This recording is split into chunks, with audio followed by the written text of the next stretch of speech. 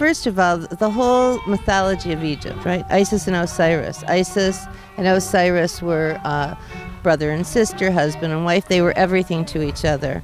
And when Osiris's brother cut him up into pieces and strew him all over Egypt, each of the temples has a very, very specific placement, right? And so Isis, in her undying love for him, went around Egypt collecting and remembering his body and making them whole again.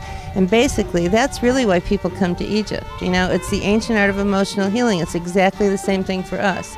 That as we go from temple to temple, as we go from place to place, we're kind of recollecting and remembering the parts of ourselves that we may have, strewn away or lost because, we had to show up for different things in life. And you cannot help but be emotional when you walk into these sacred sites. Your heart is your guide. If you say Egypt, think it from the heart, not from the mind.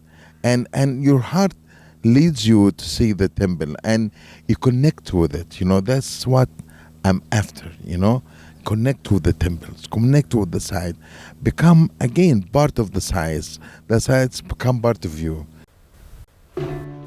In visiting all these temples, what you notice is that they're in their ruined state, but they're at a place where you can visualize them complete.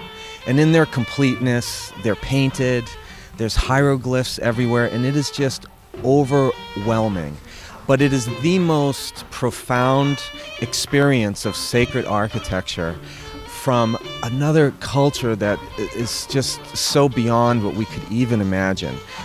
Yet, in the end, in the hieroglyphs, we're still people, and there's still human traits that are portrayed in these hieroglyphs. So even thousands of years back, we were still the same people. It's such an incredible expression of art. I mean, they took a long time to write it all down and document it and draw it to let us know that it was about more than just the physical body. They spent a lot of time on the spirit beyond, so they were aware. I hope everyone in the United States can come to Egypt, and I want them to know that we are one family. We really care and we really love American people very, very much. I mean, I'm saying it on behalf of 80 million people.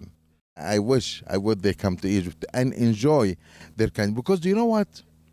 Our civilization, it really, we are lucky Egyptians living here. So, but it doesn't belong to us only. It belongs to everybody. Everybody in America, in the world, is part of the Egyptian civilization. So I want them to come to the roots. So at the end of the day, you become Egyptian, This is Afandina, this is my sailboat, and welcome to Egypt.